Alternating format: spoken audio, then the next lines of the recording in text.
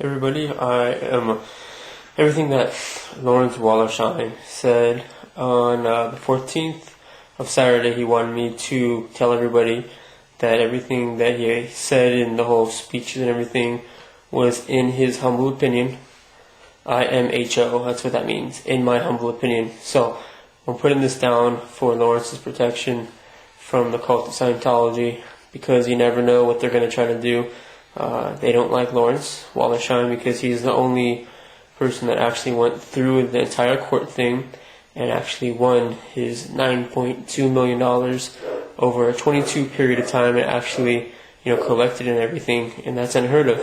So Scientology likes to make an example out of Lawrence Wollersheim.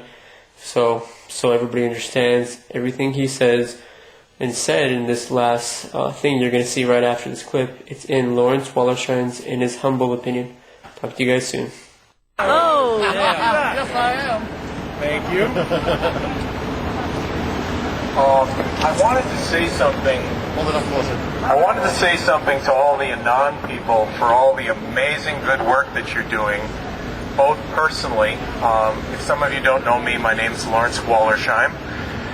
I'm also one of the directors and co-founders of FactNet. So I'm speaking both personally and with the authorization of FactNet to say, first of all, every peaceful and lawful thing that you guys are doing to educate about Scientology, we are really, really grateful. I mean, you guys have been phenomenal. You have done what hasn't been done before. You have done the right thing. You've made it fun. You've been creative. I mean, you've inspired many, many, many people who are former members, who are afraid, and they see you come out, they see you have fun, they see you educate, they see you support each other, and these people have been shuttered into silence, and you're breaking the bonds of fear with former members. And I can tell you, because many, many former members contact FactNet and start to say, well, I was afraid, and now I'm going to start giving you information that I wouldn't give to anybody for years and years. And it's because of your courage, your inspiration, your creativity, and the fun. And I got to emphasize the fun that you guys do things, that you're breaking this grip that Scientology has on people. I believe that Scientology is a sinking ship. And I believe they are very, very afraid of you.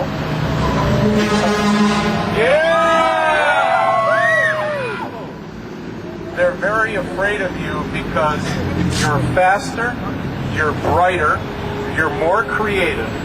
And even though they have the pros that they spend enormous amounts of money on to do their little dirty tricks, you guys are the Joes that are everywhere. You're invisible, you're visible. They don't know what to do with you.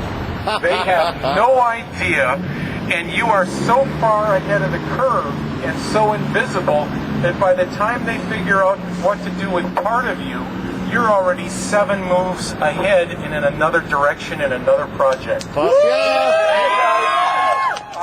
I have been watching you and watching what you're doing, and I gotta say, somebody's been reading The Art of War. Somebody out there has been reading A Spy and His Masters. Somebody's been reading the Basic Intelligence Agency training manuals. And you guys have had this intuition about where to go and what to do that's phenomenal. That's phenomenal. I mean, they do not know what to do with you. And Gotta keep it that way. And they don't know that you're going to be stronger, faster, more, at a ratio and at a level that they're overwhelmed now. Imagine 6 to 12 months from now. Imagine a short while from now when more ex-members are standing in lines with you guys, in protest lines, who are telling their stories, giving their pieces to the government. Imagine when not a single celebrity would dare endorse Scientology publicly because they would not want to be associated with a human rights abuse, mind control cult of greed and power. Imagine that there's no more celebrity recruiting. It's over. It's absolutely over. That they can't do what they were doing to bring in new people. Imagine that every former or many of the former highest level executives who've been shuttered into silence are encouraged. They give up their piece. Those pieces are coordinated. They go to the government, and the government comes in and arrests David Miscavige. But not just David. I just came. Not just David. The top lawyers have to go too. Yeah. They are the ones who hire these, let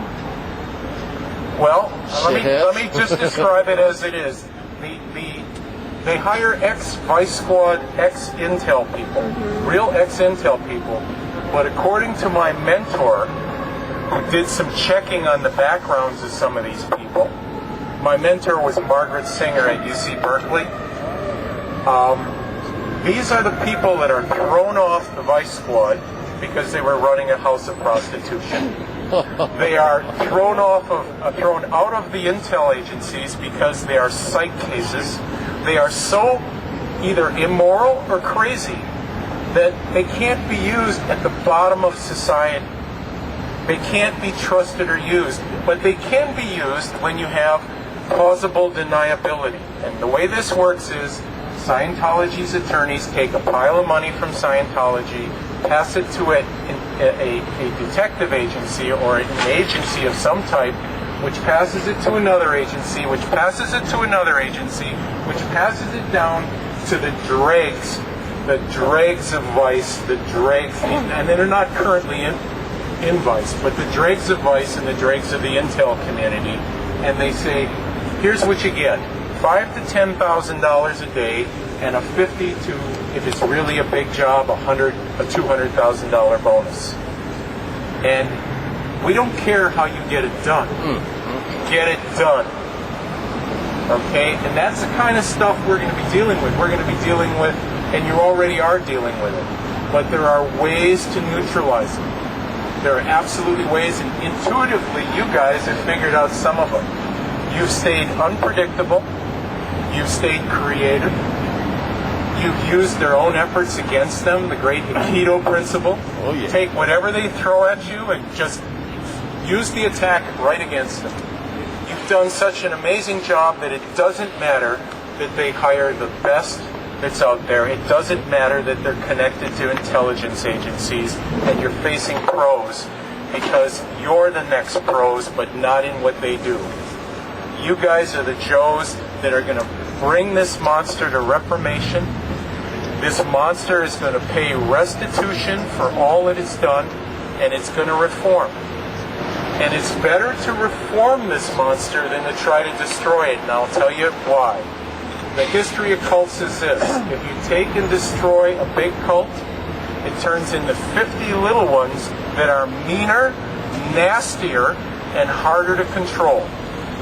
All the people that are waiting for David Miscavige's post are going to be out there doing the same thing, and you're going to have to divide your group into 50 little protest groups.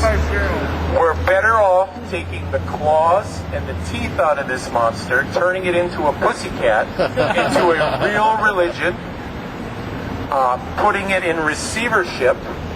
In other words, getting a group of bona fide, real spiritual or ministerial or recognized religious leaders to come in and take out the abusive, intimidating, fear, mind control techniques. We're better off doing that, reforming it and making it pay restitution, than anything else.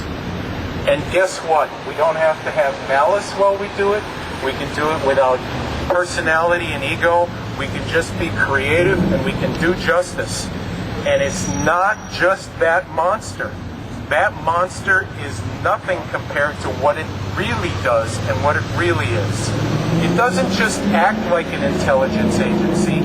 It is an intelligence agency.